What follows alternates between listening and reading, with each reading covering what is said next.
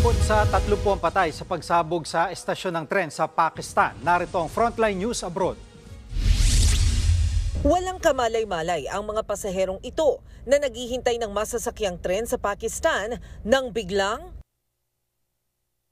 niyanig ng malakas na pagsabog ang train station. Agad nagpulasan ng mga tao. May mga napatalon pa sa riles.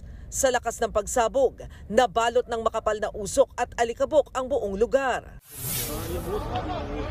Wasak na wasak ang istasyon habang nagkalat ang mga naiwang bagahe ng mga pasahero. Hindi bababa sa 27 ang patay habang umabot sa 50 ang sugatan. Agad silang dinala sa ospital. Base sa investigasyon, mahigit 100 pasahero ang nasa train station nang mangyari ang pagsabog. Inako ng teroristang grupong Baloch Liberation Army ang pag-atake na kagagawan umano ng suicide bomber. Nagbabalita mula sa Frontline, Maricel Halili, News 5. Mga kapatid, Jiggy Manikad po, iba na ang may alam at may pakialam sa panahon ngayon. Para sa konkreto, kumpleto at komprehensibong balitaan sa Frontline, mag-follow at mag-subscribe sa social media pages ng News 5.